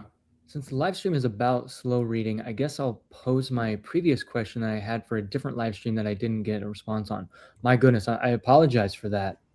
And I appreciate you bringing it back. I really do. That means a lot, and that means we can continue the conversation. So let's see it. I believe there's something to reading fast as well. Oh yeah. And I know you're kind of popping in toward the end here, but we had talked about the different paces of reading and that you shouldn't read everything slow. So yeah, some books are meant to be read fast. Some books require that. Yes, I believe. I have DNF'd books that I was reading for too long and lost the flow of it. That can happen. Yeah. Which is crazy with Lonesome Dove. Again, taking 5 months to read it, you would think I'd lose track or that I'd get bored or that it's too slow or that I'm reading it too slow. No, it was so heavy and emotional. And there was a weight to it that I carried every day after closing the book. And I just think about it. I remember vividly, there was a chapter. I was like cozying up. I had my tea. I was ready to read for a while before bed. Yeah. I read one chapter and I was just like, I can't read anymore. This was heavy. Something I'll talk about in my full review of Lonesome Dove, that there's so much to these characters. And one of the biggest facets of each character is regret. I think that's a theme that I noticed, that I picked up on is regret. Yeah. Every character had regrets or multiple regrets that they would just kind of carry, and that Larry McMurtry would allude to every now and then. These regrets wouldn't be their identity. They wouldn't just be making choices based off of every single regret they had. No. Yeah. But you'd get a glimpse of these regrets, and that right there, you would really feel these regrets, and I couldn't read any faster. I didn't want to. Because in real life, when you have regrets, you don't just, if it's something that big, you don't just move on from that. Yeah, and you're a very feeling style reader, as you said. You read to feel. So if you're reading something and it's heavy, it's like you just read this chapter and it literally it's sitting with you now. So you want to like feel it out. You don't want to just move on to the next. It's like, all right, so that's over. So now let's move on to the next feeling. It's kind of like you got to take some time to process. And it's interesting with, I don't want to go down the rabbit hole here, but audiobooks. I had this discussion with Joanna Reeds. Here we go. With Joanna Reeds. She's a wonderful booktuber. And we had a topic about just reading slow and reading methodical and the benefits of it. And she posed the question, how, if someone is listening to a book audibly, and I've heard on many occasions that there are people that listen not at the speed that it was read in, that they read or they listen to it in a quicker speed. Yeah. Like 1.25, Yeah. 1.5 speed. If a moment of regret or a heavy emotional moment happens and I'm reading it physically, I get to sit with that. Yeah. I can pause.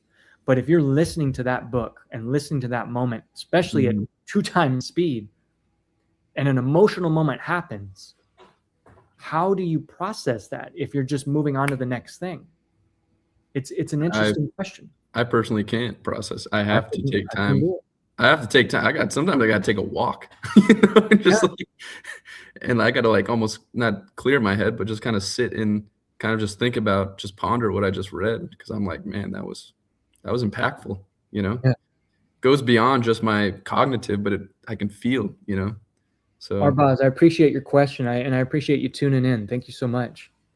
Yeah, thank you for the Tarantino. Yeah, he would be great. Yeah, I vote Tarantino for the Grand. My goodness, that would be. You know what? He was known as the Butcher, so I feel like Tarantino could definitely run with that.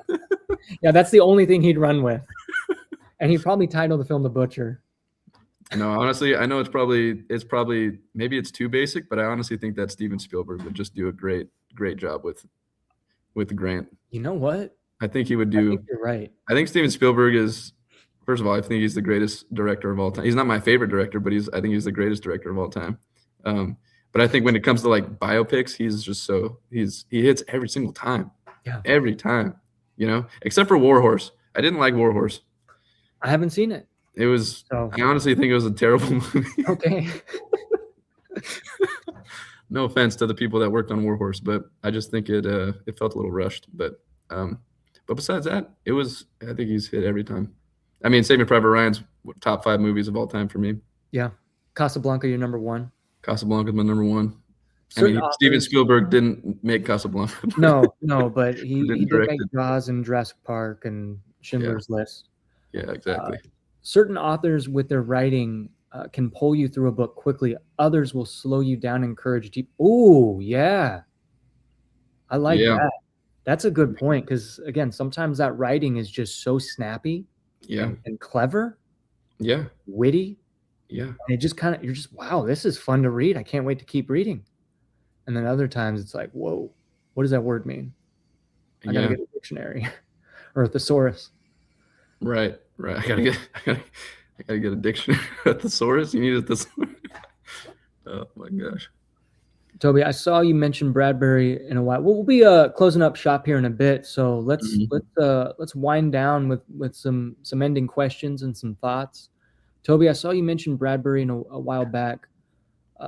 Last year, I read Dandelion Wine, Something Wicked, and I Sing the Body Electric, and love them all, particularly DW. Any suggested next must read? Have you read any Bradbury?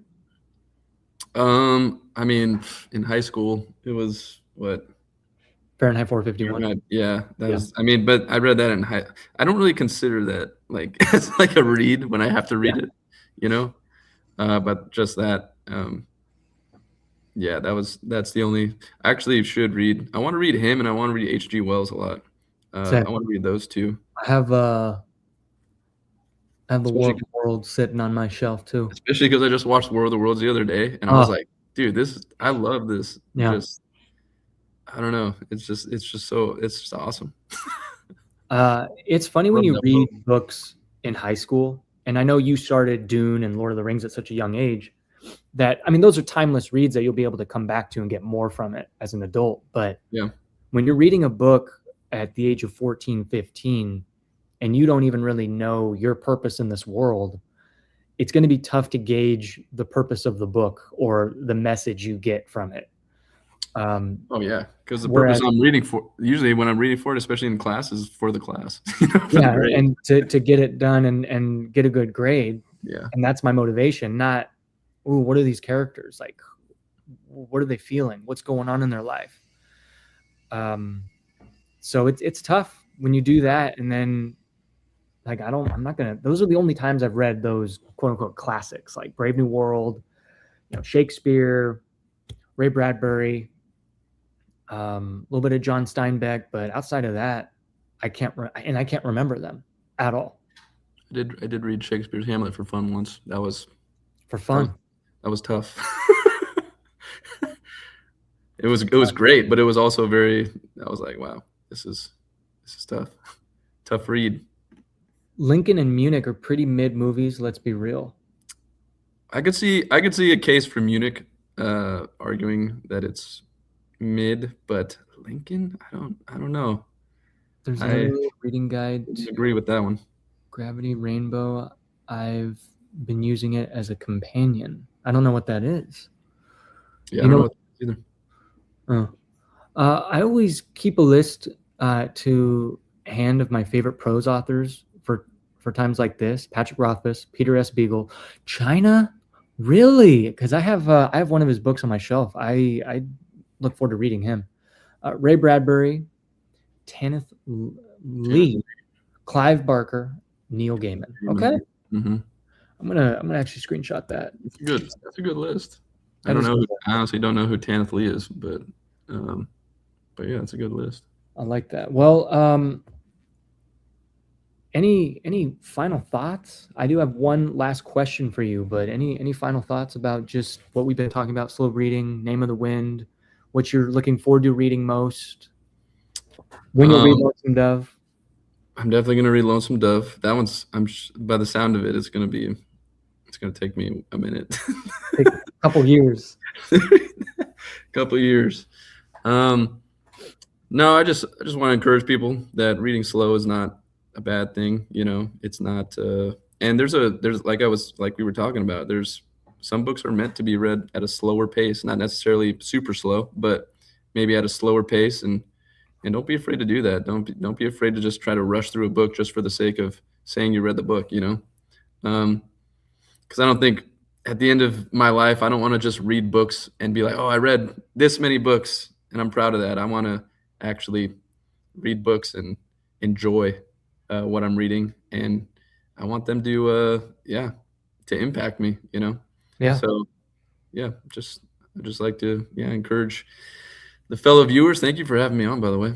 Thank you for great being on. We've been trying to schedule this for 2 weeks now, and I'm happy we made it happen. Awesome, fun stream. Loving the book community. Yeah, I'd rather have 5 books that I'll remember for the rest of my life than 500 books that I barely know the titles for. Right. And it's funny when people ask for book recommendations, I only recommend like 3 or 4 books because those are the ones that I've read and like really that have stuck with me. Yeah. So my last question is going to be your desert island books, fiction. Oh no. So three desert island books. So if you're on an island, I gotta dwindle it down to fiction. Oh man. Yeah, I'm sorry, man. Wait, 3? You said 3 books? 3 books. Okay, well, Lord of the Rings in there, 100%. Okay. Because Lord of the Rings is, I get lost in that every time. It takes me to another world. I love it. Let's see, Lord of the Rings. Oh man, there's books that I want to read that I know would probably be on there that I haven't read yet. That's the problem. So I have to stick with fiction. Okay. That's tough. And no philosophy books? No philosophy books, no parenting books, no parenting. No Grant? I can't even bring Grant? No, I'm kidding. No, I'm trying to think of I don't know. I was trying to think of some weird, funny nonfiction. Let me look at my shelf real quick. This is my specific shelf of my favorite books. The Road to Remind Myself the Situation Could Be Worse. That is it. That's true. That's a great. Let me just read this book and just to be like, yeah, life is good. It's better than what's happening in this book.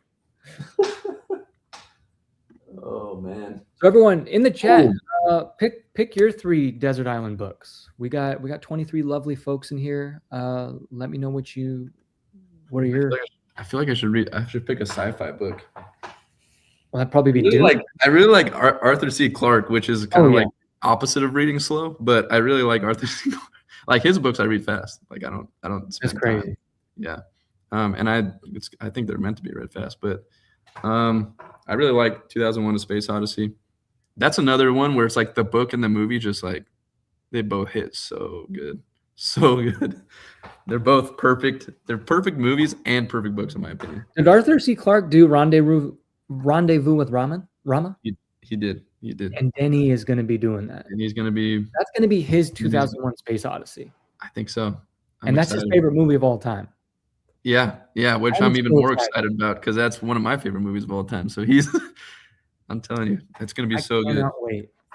3 books, collection of Lovecraft stories. I can't talk today.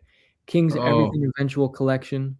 Sherlock. Wow, you just finessed the whole system. You got a collection of stories. Honestly, Sherlock Holmes, I haven't read all of the Sherlock Holmes stories, but I think those books those stories are just so underrated. Like from what I've read, I'm like, these things, I mean, I know maybe I shouldn't say underrated because there's been so many movies and books, or not books, but shows based on them. So people know how good they are. But I read an article once talking about how when Doyle, when he ended the series, right? When he ended, when Sherlock Holmes basically, it was over because it was I believe it was in newspapers. When he did that, people were so up in arms that it almost made the newspapers go bankrupt, and the economy, like it affected the economy of Britain at the time. Like that's how much of an impact that Sherlock Holmes made on the world. I just think it was on the country. I mean, I think it's amazing. Yeah. So yeah, Sherlock Holmes, that's a great one. That's a great one, especially if you like thinking, you know. We got Cat's Cradle, Montague. Yeah. Bradbury, Dandelion Wine, and All the Pretty Horses. All the Pretty Horses, top 10 book for me all time. Most books assigned in high school contain information about life that teenagers cannot relate to. That is very true. Although I would say maybe they can relate to it, but they can't comprehend it. That's a good point. Yeah. That's a good point. They don't have the capacity yet at that time. I feel like we need to bring in like a good coming of age story for high school readers to read, because then they can relate to that character being at that point in life and growing up. Yeah. And they have that to look forward to growing up. I think, yeah. Don Quixote, Lord of the Rings, Moby Dick. Moby Dick. There's one that I need to read. That's a classic one that I don't know. I want to read Don Quixote. I don't know how I haven't gotten around to that. That's mine. Collected works of Cicero and Latin. I've read a lot of Cicero. Yeah, Cicero's good. That's yeah. I'm taking Blackwater by Michael McDowell. Something Wicked, This Way Comes. Okay. Mythago Wood. Okay. Sword of Kaigen for character development. Yumi and the Nightmare Painter, Slice of Life. And anything by Robin Hobb book. Okay. Robin Hobb. Yeah, you'd like Robin Hobb. Think so? Yeah, it's very reminiscent of like Patrick Rothfuss and maybe a little more, I hate to say it, mature. I do love Patrick Rothfuss and Name of the Wind, of course. It's top. Okay. But yeah, when I think of like a world and like politics and yeah, it's a mix of you know, like I said in the beginning, like Name of the Wind and A Song of Ice and Fire. It's got that kind of mix to it. I need to read. I mean, I haven't read A Song of Ice and Fire. I read like the first chapter, the first book, and I wasn't enthralled by it. So I kind of tuned out, and I was like, Lord of the Rings as well. Then Moby Dick, and for a nonfiction, some classical travel writing, maybe The Old Ways by Robert McFarlane. Beautiful book about land, history, and language. I love that. I like that. That sounds very similar to Lord of the Rings. Wind and Truth, so the campfire doesn't go. Have you heard of Wind and Truth? No. That's Brandon Sanderson's like big book. It's like 12 long. Yeah. I love that. That's great. I know what you're talking about. I know what you're talking about now. I like that. That's funny, man. Okay, well, yeah, mine would be Lonesome Dove. I don't even know. I'd probably do Lord of the Rings because I haven't read it, so I at least have that to crunch on. Yeah. I'd probably put Mistborn just for campfire tinder. Mistborn just because you. Oh man. Yeah, I might put East of Eden in there just because it's a big book. I It's want to an read that. epic. I want to read Dune. It's a and East of Eden. multi-generational epic. So I would spend a lot of time in that book. Yeah, I don't know. Let me go look at my books here real quick. This is tough. It looks like you're just the way. You all right? Looks like you just went over there to just kind of let a little gas out. I muted my mic. Oh man. I liked Wind and Truth. People are way too harsh on it. Okay. I haven't read anything yet, but I know I got to read Way of Kings. I got to give it a shot. Got to at least give it a fair shake before I can just throw it down. If I'm Brandon Sanderson, The Way of Kings is going to be the one that I'm going to go to. I'll probably put that on my Desert Island book just to. No, I don't know. I don't know. I'll have just to think. Who also uses Tinder. Okay. Yeah. Well, guys, I really appreciate y'all tuning in. I know Jon is not a famous booktuber. I'm sorry about that, guys. Ramble and Mike's book reviews, but he's my favorite booktuber, and he doesn't have a channel, and we just have great conversation. So I appreciate y'all tuning in and hanging out with us. Yeah. Jon, thank you for joining. Thank you. And thank you to the viewers. Thank you guys for contributing to the chat, making it feel lively. Awesome. It was live. So cheers, and till next time.